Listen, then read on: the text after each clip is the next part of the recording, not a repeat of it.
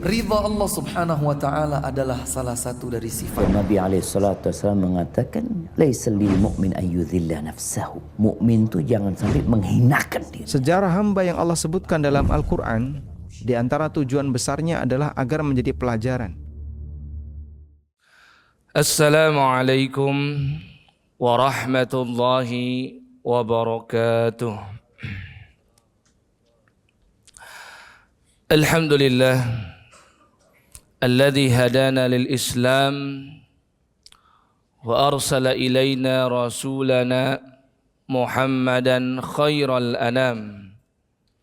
Segala puji bagi Allah yang telah membimbing kita semua menuju hidayah agama Islam, dan segala puji bagi Allah yang telah mengutus kepada umat manusia sebaik-baik manusia yang menjadi pemimpin para nabi dan rasul sekaligus penutupnya,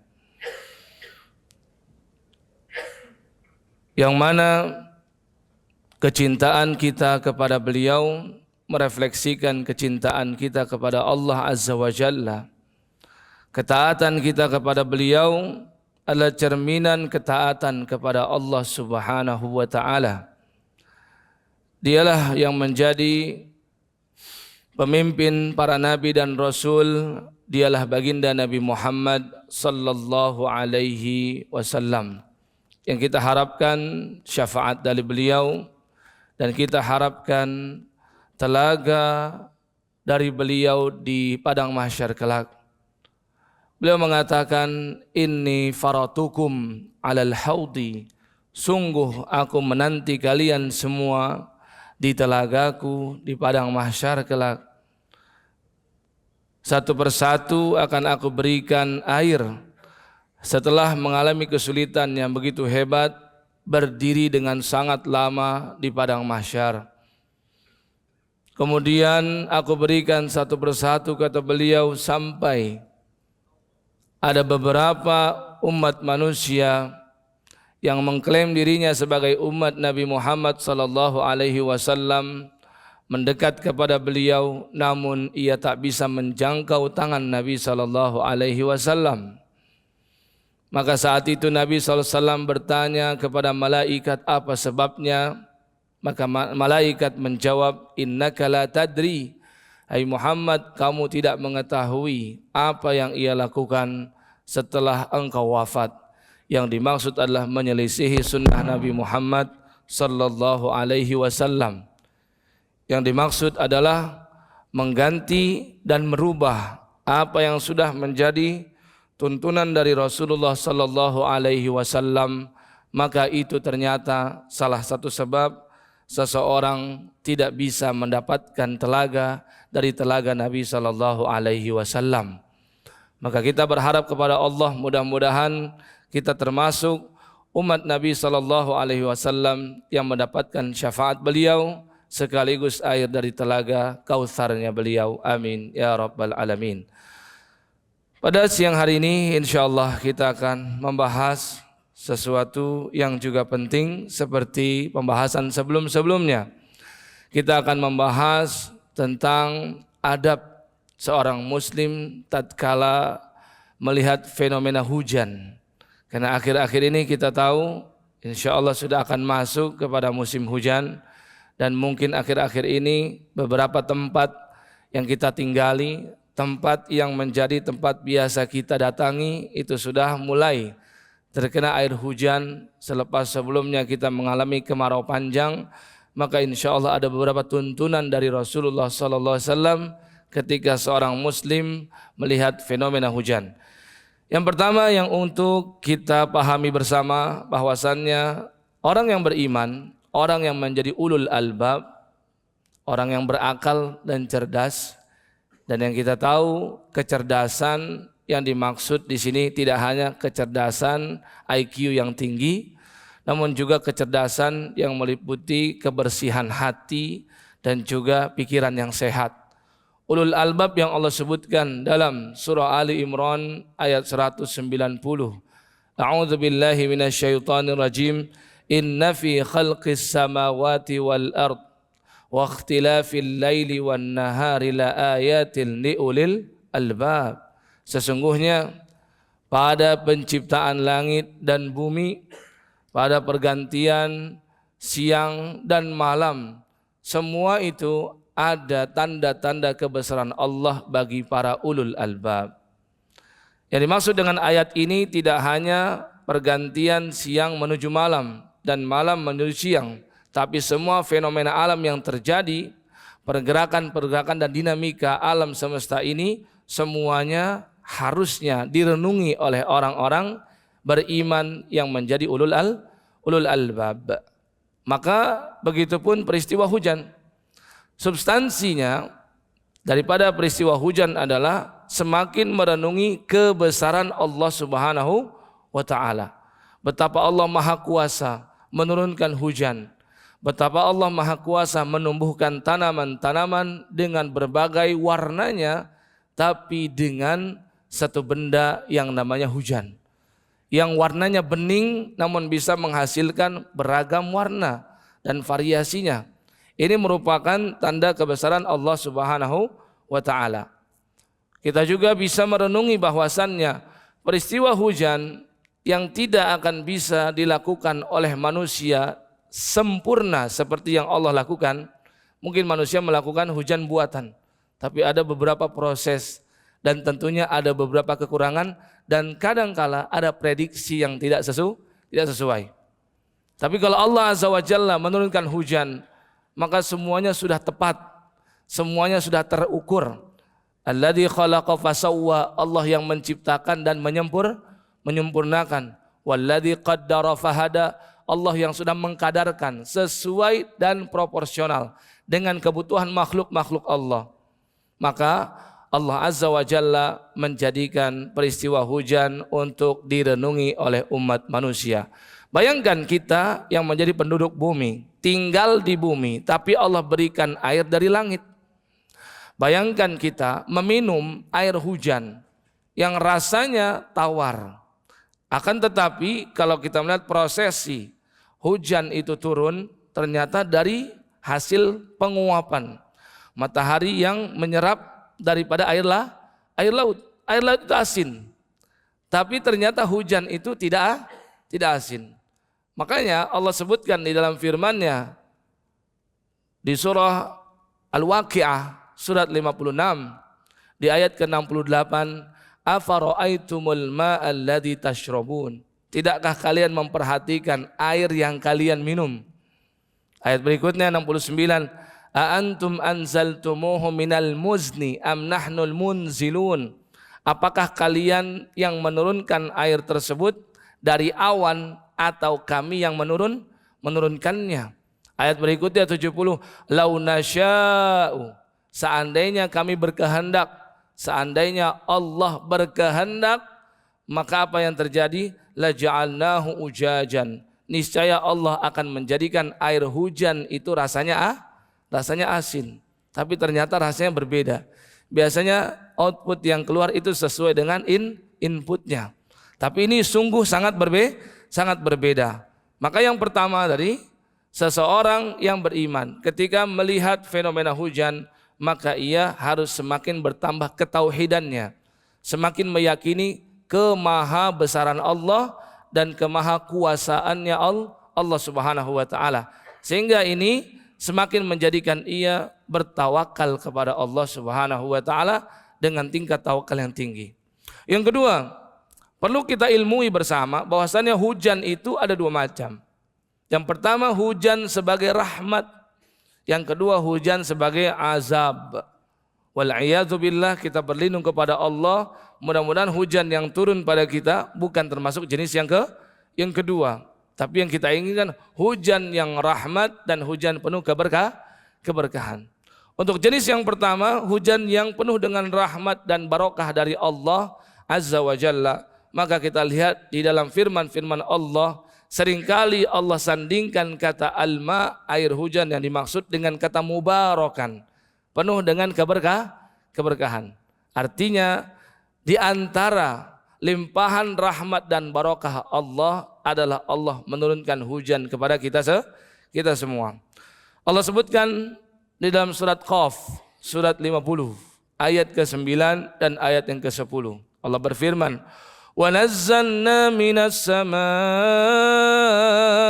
ma'an mubarakan fa'anbatna bih."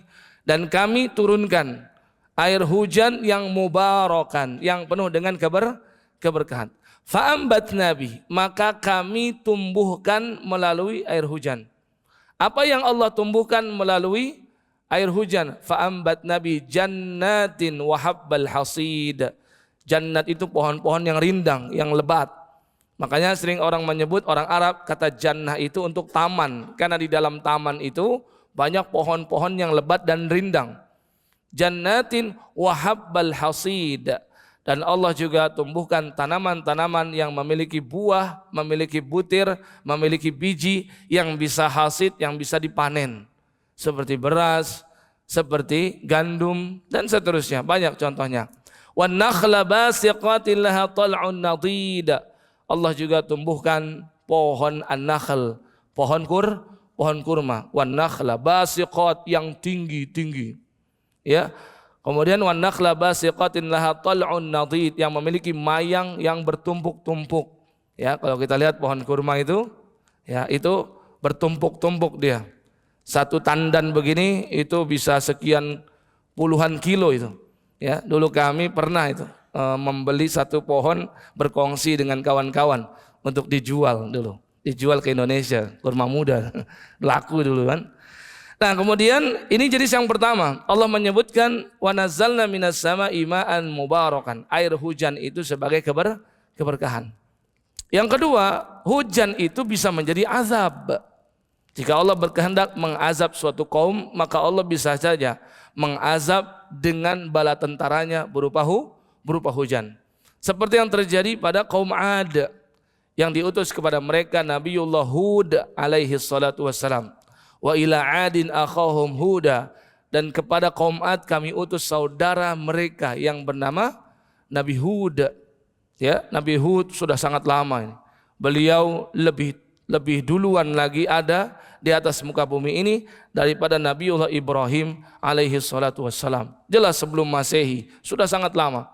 Bahkan orang-orang mengatakan bapaknya orang Arab kuno itu Nabi Hud, sedangkan bapaknya orang Arab campuran adalah Nabi Ismail dan Ibrahim.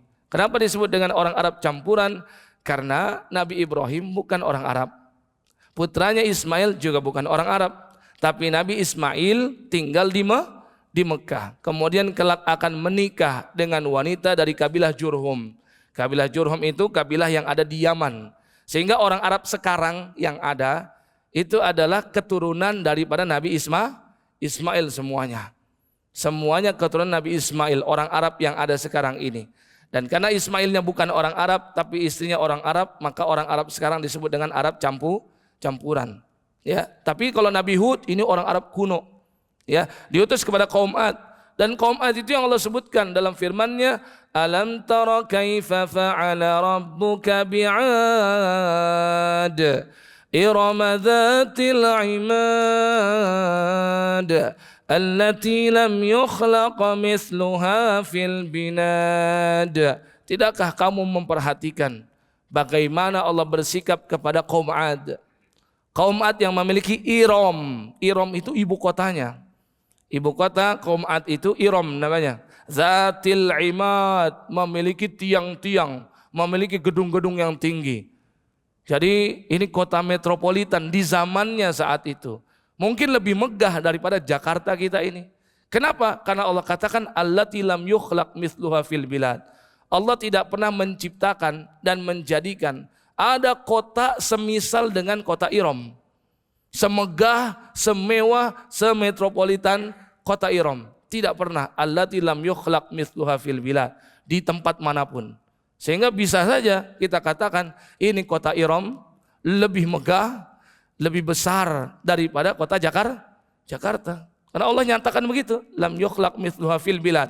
Di tempat manapun, di balad manapun tidak Allah ciptakan yang semisal seperti kota Iram. Nah, ternyata kaum Ad ini diazab oleh Allah. Dengan apa? Dengan angin topan disertai dengan air hujan. Dan itu membuat mereka binasa semuanya. Fa amma adun fa uhliku birihin sarsarin atiyah. Adapun kaum Ad maka dihancurkan dan dibinasakan oleh Allah dengan rih, dengan air, dengan angin yang sangat besar dan kencang. Yang mana sakharaha alaihim sab'a layalin wa samaniyata ayyamin husuma. Allah timpakan angin beserta dengan hujan, angin topan beserta dengan hujan yang besar ini selama 8 hari 7 malam, dan itu berturut-turut tidak berhenti. Sehingga mereka seperti ajazi nakhlin khawiyah, seperti pohon-pohon kurma yang tumbang dan lapuk. Makanya Ibunda Aisyah radhiyallahu taala anha pernah bercerita, Nabi SAW kalau sudah melihat ada mendung, Nabi SAW itu aqbala wa adbar. Nabi itu warawiri, kelihatan kayak kurang tenang. Ya. Nabi juga apa? Kharaja wa dakhala. Nabi keluar masuk rumah. Terlihat oleh Ibunda Aisyah dari raut wajah Nabi, Nabi itu seperti khawatir sekali. Ada kekhawatiran yang besar ketika melihat mendung seperti ini. Maka setelah mendung ini selesai, ternyata cuma sekedar lewat saja gitu ya. Nabi SAW diceritakan oleh Ibunda Aisyah, wajahnya kembali ceria lagi. Kemudian Nabi jelaskan kepada Ibunda Aisyah, apa sebab kenapa raut wajah beliau berubah. Dan kita tahu ya, semua sikap Nabi, gestur tubuh Nabi semuanya adalah wahyu dari Allah. Ya, tidak ada yang sia-sia, tidak ada yang berdasarkan hawa nafsu beliau, tapi semuanya adalah dari wahyu. Maka Nabi jelaskan, aku khawatir mendung yang tadi itu seperti yang Allah terangkan tentang kaum Ad yang Allah binasakan mereka dengan hujan dan angin topan. Nah, ini menunjukkan jenis yang kedua, hujan. Selain hujan itu rahmat dan barokah, maka hujan itu juga bisa menjadi azab. Ya, wal a'yadzubillah, mudah-mudahan Allah lindungi kita dari azab Allah berupa hujan. Berikutnya lagi, yang ketiga, yang perlu kita tafakuri ketika melihat fenomena hujan, kita harus ingat, dengan hujan ini umat manusia akan dibangkitkan. Sehingga peristiwa hujan itu sepatutnya mengingatkan kepada orang beriman tentang hari berbangkit. Hari kebangkitan mereka dari alam barzah dan alam kubur. Ya. Allah Azza wa Jalla menerangkan kepada kita dalam firman-Nya surah Fussilat ayat 39, wa min ayatihi, di antara tanda-tanda kebesaran Allah, annaka taral arda khashi'ah, engkau menyaksikan tanah yang tandus, tanah yang kering. Kemudian apa? Fa idza anzalna 'alaihal ma'a ihtazzat wa rabat. Ketika kami turunkan air hujan, maka tanah ini bergerak, warabat, dan tanah ini bisa menjadi subur. Wa ambatat warabat innalladzi ahyaha lamuhyil mauta innahu ala kulli syai'in qadir. Sesungguhnya yang menjadikan tanah ini bisa menghidupkan tanaman pun juga maha kuasa untuk menghidupkan manusia yang sudah mati. Jadi dibuat perumpamaan kebangkitannya manusia dari kubur mereka seperti Allah mengeluarkan tanaman dari tanah. Caranya bagaimana? Allah turunkan hujan terlebih dahulu, kemudian tanah tersebut bergerak dan tanah itu menumbuhkan tanaman. Sedangkan manusia, Rasulullah SAW terangkan, kullu bani Adam ya'kuluhu turab. Semua anggota tubuh manusia itu akan dimakan oleh tanah, akan habis semua. Illa ajbaz zanab, kecuali ajbaz zanab. Di zaman Nabi, ajbaz zanab itu adalah tulang ekor. Kenapa? Keterbatasan teknologi di zaman saat itu. Tidak diketahui dengan detail apa maksud sebenarnya. Tapi ternyata kalau kita bongkar kuburan yang sudah sekian ratus tahun, yang sudah begitu lama, kita akan lihat bahkan tulangnya juga sudah hancur dan bagian tulang ekornya pun juga sudah hancur. Lalu apa makna ajbaz zanab yang sebenarnya? Ternyata ini ditemukan bahkan bukan oleh seorang muslim. Salah satu ilmuwan dan pakar sains dari Jerman, dia menemukan di pemakaman-pemakaman ternyata terdapat sel yang berasal dari tulang ekor manusia. Sel ini masih hidup. Sel ini dia coba untuk uji coba di lab, ia bakar, ternyata sel ini enggak mati-mati juga. Seakan-akan ini yang akan menjadi benih nanti manusia dihidupkan ketika hari kiamat. Ya, dengan proses tadi turunnya hujan. Ibarat seperti kita menanam pohon, bijinya kita letakkan di tanah, kita sirami dengan air. Maka begitu pun manusia, walaupun sudah meninggal, sudah wafat, sudah hancur, tapi sel ini masih akan terus hidup. Ini seperti benih. Dan tinggal Allah turunkan hujan, faidahum qiyamun yanzurun, maka tiba-tiba manusia sudah berdiri semua dan menanti keputusan Allah di padang mahsyar. Ya, jadi ajabaz zanab itu sel yang terdapat pada tulang ekor. Nama selnya Allahu alam, Allah lebih tahu dan para ilmuwan yang lebih mengerti. Ya, nah makanya Nabi SAW juga pernah terangkan secara detail bagaimana prosesi kebangkitan manusia. Kata beliau, "Tsumma yursilullahu mataran." Allah setelah perintahkan malaikat untuk meniupkan sangkakala. Hancur alam semesta ini. Kemudian ditiupkan sangkakala berikutnya. Kemudian Allah turunkan hujan. Artinya Allah sudah sediakan semacam tanah lapang, itulah yang disebut dengan mahsyar. Seakan ini seperti bumi baru. Kemudian Allah turunkan hujan, yang mana hujan itu ka'annahu tol itu adalah hujan yang gerimis atau rintik-rintik, tidak begitu besar. Kemudian fatan butu minhu ajsadun nas, melalui hujan itu dan melalui ajbaz zanab tadi, maka tubuh manusia menjadi dibangkitkan kembali. Summa yunfakhu fi ukhra faidahum qiyamun yanzurun. Kemudian manusia mendatangi padang mahsyar, kemudian menghadap Allah Azza wa Jalla, dan mereka mengharapkan syafaatul uzma dari Rasulullah sallallahu alaihi wasallam. Ya. Ini tentang substansi hujan yang perlu kita hayati dan kita renungi sebagai hamba Allah beriman yang menjadi ulul albab. Kemudian berikutnya, jangan sekali-kali mencela hujan.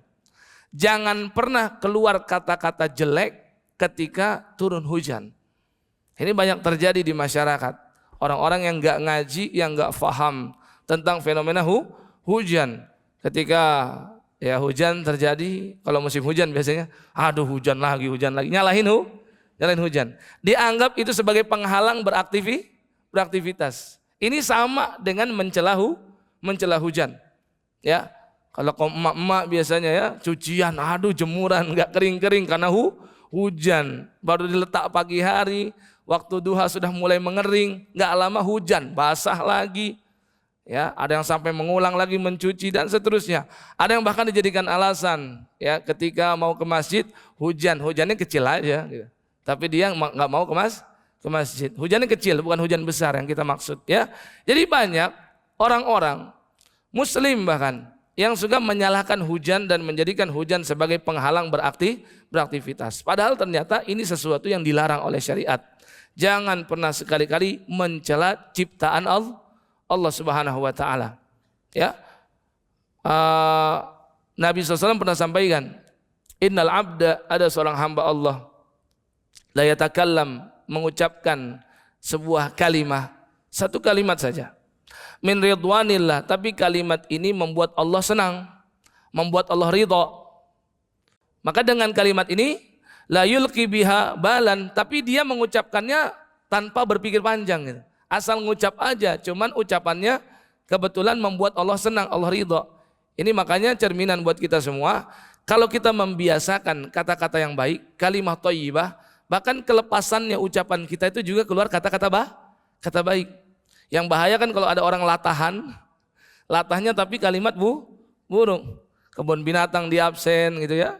Atau kalimat-kalimat kotor diucapkan. Ini yang menurut Nabi jenis yang kedua. Ada hamba Allah mengucapkan satu kalimat saja, tapi mengundang murkanya Allah. Padahal dia mengucapkannya tanpa memperdulikannya.